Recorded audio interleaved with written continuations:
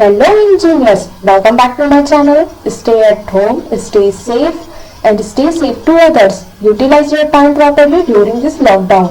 Okay, today's topic is concrete technology and test on hardened concrete. Suppose आप as a civil engineer आपको concrete को देखते साथ ही पता होना चाहिए कि ये जो कंक्रीट मिक्स बना हुआ है वो प्रॉपर है या नहीं, क्योंकि इसी कंक्रीट को यूज कर करके हम एक छोटे से लेके बड़े बड़े स्ट्रक्चर्स बनाते हैं। अगर वो प्रॉपर नहीं रहेगा तो हमारा पूरा बिल्डिंग कोलैप्स हो सकता है, हमारा जो बिल्डिंग या जो भी स्ट्रक्चर का पर्पस है वो अच्छे से सर्व नहीं हो पाएगा। हमें कंक्रीट को देखते साथ ही पता चल जाना चाहिए कि ये प्रॉपर मिक्स नहीं है, इसमें पानी एक्सेस हो गया है या इसमें सेग्रीगेशन हो सकता है। तो एज अ सिविल इंजीनियर आपको कंक्रीट की प्रॉपर्टीज के बारे में पूरी चीजें अच्छे से पता होनी चाहिए। आइए हम कंक्रीट के बारे में पढ़ते हैं। Concrete is widely used for the construction purpose in our country to contribute to its growth and transformation. Generation in transforming every small to big structure is turning concrete based from roads to building, tower, bridges. आज हमारी country grow कर रही है तो ये जो concrete है छोटे से लेकर बड़े स्ट्रक्चर सब में यूज होता है। हम आगे अभी देखते हैं, चाहे वो रोड हो या फिर ये देखिए ये रोड कंस्ट्रक्शन है, ये सबकी डेस्टिनेशन में पहुंचाने में हेल्प करता है, सबको अपने घर पहुंचाने में हेल्प करता है। अगर आप प्रॉपर रोड बनाएंगे उसमें फेलियर्स कम होंगे तो आपके एक्सीडेंट के चांसेस कम होंगे। ओके, तो आपको ये रोड की क्वालिटी कैसी है, सही है कि नहीं है, ये चेक करना, एक क्वालिटी को इंश्योर करना एक सिविल इंजीनियर का काम होता है। जैसे जब भी रोड कंस्ट्रक्शन होता है, जब भी फ्रेश कंक्रीट मिक्स बनकर आता है तो सबसे पहले वहां पर टेस्ट होता है, क्यूब्स प्रिपेयर किए जाते हैं, सिलेंडर प्रिपेयर किए जाते हैं, बीम्स प्रिपेयर किए जाते हैं, सेम टेस्ट होता है। ओके, तो ये जो रोड है यहाँ पर भी कंक्रीट यूज हो रहा है। ये एक ब्रिज है जो हमें एक रिवर को क्रॉस करने में मदद करती है, हमें क्या बिलियंस ऑफ पीपल को चलने में मदद करती है, ये भी एक कंक्रीट का बना हुआ है। ओके, ये डैम है जो एक विलेजेस को प्रोटेक्ट करता है, पावर जनरेशन में हेल्प करता है, ये भी कंक्रीट का बना होता है। Every small to big structure, even हम जहां बैठ के पढ़ रहे हैं, ये हमारा घर, ये भी कंक्रीट से ही बना हुआ है। हम बाहर निकलते हैं, रोड, हॉस्पिटल्स, स्कूल्स, एवरीथिंग सब सिविल इंजीनियर के थ्रू बना हुआ है। एक सिविल का मतलब ही होता है फॉर सिविलियंस, जो हम कंस्ट्रक्ट करते हैं आम पब्लिक के लिए, लोगों के लिए कंस्ट्रक्ट करता है। हमें ऐसा कंस्ट्रक्शन करना चाहिए जिससे बहुत से, आपने देखा होगा ये सारे एग्जांपल्स मैंने दिए हैं, चाहे वाटर टैंक हो, डैम हो, ब्रिज हो, ये सिर्फ हमारे या आपके लिए नहीं होता है, ये बिलियंस ऑफ पीपल्स के लिए होता है और ये सब कंक्रीट से बने हुए हैं। तो हमें कंक्रीट की छोटी से छोटी और बड़ी से बड़ी प्रॉपर्टीज के बारे में जानकारी होनी ही चाहिए। ये जो वाटर टैंक है ये आज सबकी प्यास बुझा रहा है, जल है तो जीवन है। आपने ये बातें तो सुनी होगी, ये कोटेशन, आप पानी बचाएं। आइए, हम पहले स्टोन का यूज करते थे। ओके, स्टोन्स का यूज हम पहले करते थे, आज हम स्टोन्स का यूज क्यों नहीं करते हैं? आप सोचिए जरा। तो ये जो है, वैसे ये जो इमेज है ये जो है हैदराबाद के गोलकोंडा फोर्ट की है। ये पूरा स्टोन से कंस्ट्रक्ट हुआ है। पहले ब्रिटिशर्स के टाइम पे जितने भी कंस्ट्रक्शंस होते थे वो स्टोन के होते थे। उस समय स्टोन्स इजीली अवेलेबल होते थे, हमारे पास लैंड अवेलेबल था वैसा।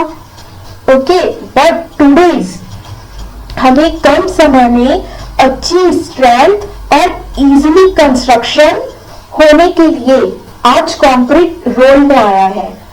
अब मैं बात करती हूँ कि अब ये स्टोन से हमें क्या दिक्कत होती है। हमारे पास अभी उतना स्पेस नहीं है, हमारे पास वैसे वर्कमैनशिप नहीं है। जो पुराने कारीगर थे वो तो इसे बहुत समय लेकर बनाते थे, लेकिन आज हमारी पॉपुलेशन बढ़ रही है, उसके अकॉर्डिंग आज हम कंक्रीट यूज में आया। मेरे दिमाग में एक क्वेश्चन भी आया, क्या कंक्रीट का कोई और अल्टरनेट है? हम आगे बात करते हैं। ये एक और स्टोन स्ट्रक्चर है जो पहले यूज होता था, स्टोन से बना, लेकिन स्टोन हर जगह इजिली अवेलेबल नहीं होता है, उसका हैवी वेट होता है, इसलिए ये अब ऑब्सोलेट हो गए हैं।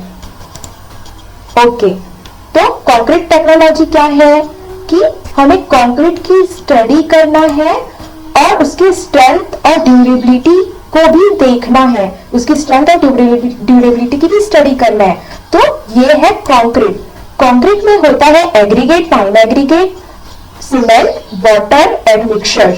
ओके, अब क्या होता है, जो कोर्स एग्रीगेट होता है उसकी जो वॉल्ट्स है उसको फिल करने का काम सैंड करता है, सैंड के जो वॉल्ट्स होता है उसको फिल करने का काम सीमेंट का होता है, और इन सब की प्रॉपर्टी को इनहेंस करने का काम होता है एडमिक्सचर का। इस तरीके से हमारा कंक्रीट रोल में आया। ओके, हम क्या, हमें और कोई ऑप्शन है हमारे पास? हम स्टील स्ट्रक्चर बना सकते हैं, हम वुड से स्ट्रक्चर बना सकते हैं, लेकिन कंक्रीट के अपने एडवांटेजेस बहुत ज्यादा है, उसकी वजह से हम कंक्रीट को यूज करते हैं। हम इस कंक्रीट पूरी तरीके से रिप्लेस नहीं कर सकते इन फ्यूचर भी, लेकिन ये जो इसमें इंग्रेडिएंट्स होते हैं, लाइक सीमेंट है, सीमेंट में हम थोड़ा सा फ्लाई ऐश मिला सकते हैं या जीजीबीएस मिला सकते हैं, हम सैंड की जगह स्टोन डस्ट का यूज कर सकते हैं, लेकिन कंक्रीट को कभी रिप्लेस नहीं कर सकते। आपका घर जहां आप इतने शांति सुकून से रह रहे हैं वो भी इसी कंक्रीट से बना हुआ है, इसी कंक्रीट से बना हुआ है, तो आपको इसकी प्रॉपर्टी अच्छे से पता होना चाहिए। तो आगे बढ़ते हैं। हाँ, concrete technology deals with the study of properties of concrete and its practical application। अब हम कंक्रीट को ही क्यों यूज करते हैं, हम स्टील और वुड को क्यों नहीं यूज करते हैं? तो कंक्रीट की सबसे अच्छी प्रॉपर्टी है कि ये कोई भी शेप ले लेता है, इसकी ड्यूरेबिलिटी बहुत ज्यादा होती है, और वो स्टील से सस्ता होता है, फायर रेजिस्टेंस होता है, वाटर रेजिस्टेंस होता है, तभी हम इससे डैम बनाते हैं, स्पिल वे बनाते हैं, बैराज बनाते हैं, कैनाल बनाते हैं। इंडस्ट्रियल वेस्ट मटेरियल को यूज करके हम सीमेंट को रिप्लेस कर सकते हैं, उससे हमारा जो है इन्वायरमेंट पोल्यूशन बचेगा, इन्वायरमेंट पोल्यूशन से थोड़ा बच सकता है, थोड़े अमाउंट में। जैसे अभी फ्लाई ऐश को ब्रिक यूज करना स्टार्ट किया है हमने, तो वैसे ही फ्लाई ऐश जो है कुछ परसेंट 30% हम सीमेंट को रिप्लेस कर सकते हैं, जीजीबीएस को रिप्लेस कर सकते हैं। तो ये जो पावर स्टेशन से जो भी वेस्ट निकलता है वो थोड़ा हम यूटिलाइज कर सकते हैं। इवन अगर कंक्रीट ना पर्पस सर्व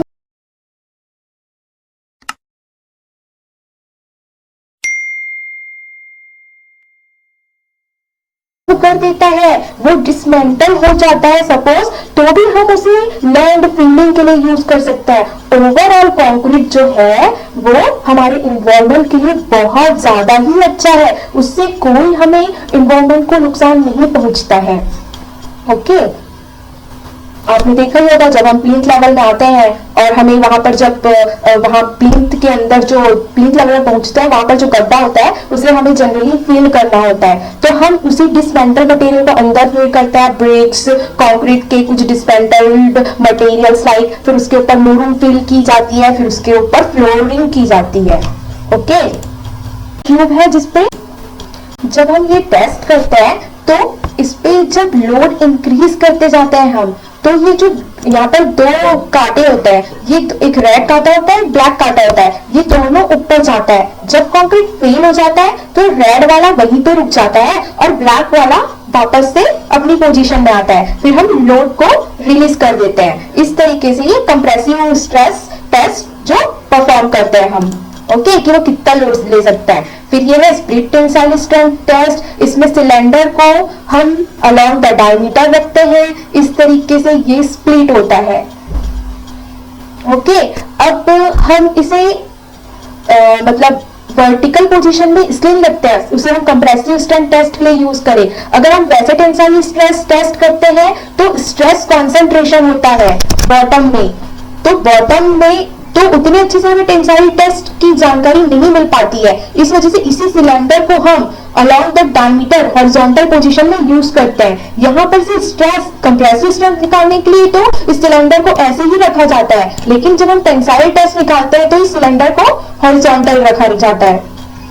ओके, उसका रीजन यही है कि आप ये इमेज को जब अच्छे से देखेंगे तो यहाँ पर देखिए, जब यहाँ पर लोड आया तो यहाँ पर से सबसे पहले कंक्रीट फेल होके ये इन बारीक बारीक टुकड़ों पे गिर चुका है। ओके, आगे हम आगे बढ़ते हैं।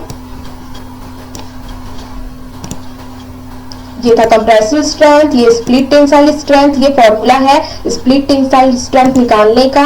जो फेलियर लोड होता है उसे यहाँ पुट करते हैं, डायमीटर पुट करते हैं, उसकी लेंथ पुट करते हैं और फिर हमें मिल जाता है कि हमारी कंक्रीट की टेंसाइल स्ट्रेंथ कितनी है। कंप्रेसिव स्ट्रेंथ जो है, हमारा जो लोड है किलो न्यूटन में लगता है, कितने एरिया में लगता है, तो P/A से कैलकुलेट करके हम उसका कंप्रेसिव स्ट्रेंथ कितना है, वो कितना लोड ले सकता है, वो हमें पता चलता है।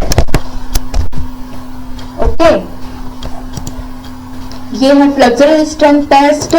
इसमें फिर से ये जो बीम की साइज है ये कभी कभी एग्जाम में पूछी जाती है, 15 centimetre into 15 centimetre into 70 centimetre. इसमें दो तरह की लोडिंग लगाई जाती है। ये फ्लेक्सुरल स्ट्रेंथ निकालने की ये अलग से मशीन होती है। इसमें हम रख के 3 पॉइंट लोडिंग और सेंट्रल लोडिंग के अकॉर्डिंग इस टेस्ट को परफॉर्म करते हैं। आप चाहें तो IS 516/1959 डाउनलोड करके इस टेस्ट को कैसे परफॉर्म करते हैं आप उसे देख सकते हैं। इसमें हम जो कंक्रीट जहां से ब्रेक हुआ है उसके लेंथ को मेजर करते हैं कि इधर से कितनी लेंथ है, मतलब ये लेफ्ट से कितनी लेंथ है और राइट से कितनी लेंथ है, हम ये मेजर करते हैं और फॉर्मूले में पुट करते हैं और वहां से हमारा फ्लेक्सुरल स्ट्रेंथ और मॉडुलस ऑफ रप्चर कैलकुलेट करते हैं। ओके,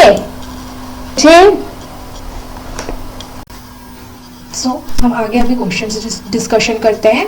ये क्वेश्चन है जो RRB JEE में आया हुआ है। In split tensile test the nature of testing is, the nature of testing is. Okay, ये थोड़ा कंफ्यूजिंग क्वेश्चन है, आप इसे थोड़ा ध्यान से पढ़िए। A cubical specimen is subjected to axial compression on its diagonal axis, ये बिल्कुल नहीं होगा। A cylindrical specimen is subjected to axial compression और इट्स लॉन्जिट्यूडनल कर्व्ड सरफेस, ये सही होगा। क्या होता है कि इस तरीके से जब ये लॉन्जिट्यूडनल कर्व्ड सरफेस होता है तो उस पे क्या होता है, एक्सियल कंप्रेशन आता है। यहाँ पे वही लिखा हुआ है specimen is subjected to axial compression on its longitudinal curved area, तो उसके अकॉर्डिंग ये सही होगा। अगर ये पूछता कि हम किस लिए करते हैं ये टेस्ट, तब इसमें ये ऑप्शन सही होता। क्या होता कि उसमें टेंशन आता है, लेकिन इस पे ये नहीं पूछा है कि फेलियर क्या शो करता है या फेलियर जो होता है वो हमें क्या बताता है। इसमें ये पूछा गया है कि उस पर लोड कैसा आता है।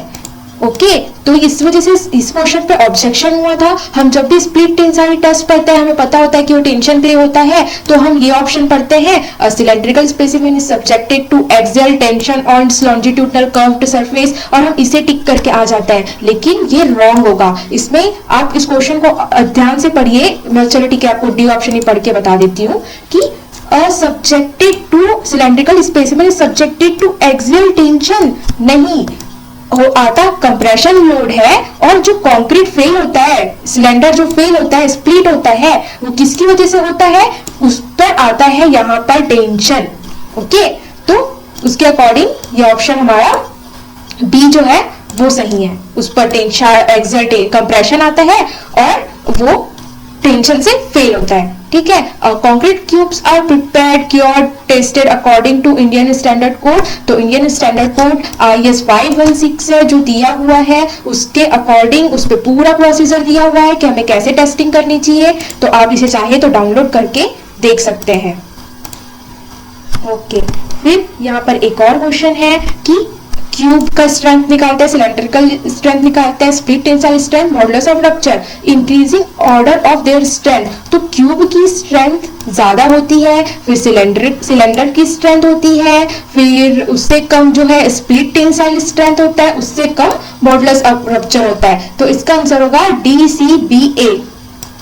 जैसे जैसे हमारा जो है एरिया बढ़ते जाता है वैसे वैसे हमारा जो है इम्परफेक्शन आ जाता है। इस वजह से हम फैक्टर ऑफ सेफ्टी से उस वैल्यू को डिवाइड करते हैं। हमने RCC में आप समझ सकते हैं कि हम उसे 0.67 से डिवाइड करते हैं फैक्टर ऑफ सेफ्टी कंसीडर करके। देखिए एक रियल लाइफ एग्जांपल से मैं उसे समझाती हूँ। हम जब थोड़ा सा खाने के लिए कुछ चीज बनाते हैं वो काफी टेस्टी बनता है, लेकिन जब हम उसे बल्क में बनाते हैं तो उस पे उतना परफेक्शन नहीं आ पाता। सिमिलरली जब हम छोटा काम करते हैं तो हमें रिस्क कम होता है, लेकिन हमें बड़ा काम करना होता है तो हमें रिस्क ज्यादा होता है। हमें हर चीज सोच समझ के फैक्टर ऑफ सेफ्टी लेके चलना होता है। वैसा ही है ये, क्यूब की स्ट्रेंथ सबसे ज्यादा होती है क्योंकि उसका शेप भी बहुत बड़ा फैक्टर होता है। ओके, फिर शेप एंड साइज का एक फैक्टर है। Okay, reinforced concrete beam is assumed to be made of heterogeneous material। heterogeneous material इसलिए बोलते हैं क्योंकि इसमें फाइन एग्रीगेट है, कोर्स एग्रीगेट है, वाटर है, सीमेंट है। ओके, और होमोजीनियस क्या होता है? जो सेम मटेरियल से बना होता है। अच्छा, ये मेरा एक क्वेश्चन है लास्ट टॉपिक का, आप उसे देखिएगा, कंप्रेशन मेंबर पे था। मैंने उसमें कॉलम फेलियर को प्रैक्टिकली जो इमेजेस है, रियल इमेज, रियल फेलियर, क्या इंपॉर्टेंस होता है स्लेंडरनेस रेशियो का, ये मैंने बहुत अच्छे से समझाया है। आप जरूर देखिए, और आपको ये मेरा वीडियो कैसे लगा मुझे लाइक करें, सब्सक्राइब करें, शेयर करें। ये अब आइए क्वेश्चन डिस्कशन करते हैं। A cylinder section shall not be used as a compression member। यही ट्रू है। ओके, ये ऑप्शन सही है। तो सिलेंडर सेक्शन क्या होता है? मैंने रिफिल का एग्जांपल लेके उसमें बताया है कि रिफिल की लेंथ ज्यादा होती है उसके डायमीटर के कंपैरिजन में, इसलिए हम उस पर जब कंप्रेसिव लोड लगाते हैं तो वो इजिली बकल हो जाता है। तो रिफिल एक सिलेंडर सेक्शन है, शैल नॉट बी यूज्ड, वैसा सेक्शन हमें बिल्कुल भी यूज नहीं करना चाहिए एज अ कंप्रेशन मेंबर। ये जो सिलेंडरनेस रेशियो है इसके इंपॉर्टेंस के बारे में बताया है मैंने उसमें कि सिलेंडरनेस रेशियो जो है कैसे रोल प्ले करता है एक कंप्रेशन मेंबर को डिजाइन करने के लिए, चाहे वो स्टील का कॉलम हो, चाहे वो आरसीसी का कॉलम हो, चाहे लॉन्ग कॉलम हो, चाहे शॉर्ट कॉलम हो। इन सब के बारे में मैंने डिस्कशन किया, आप जरूर देखें। Okay, thank you.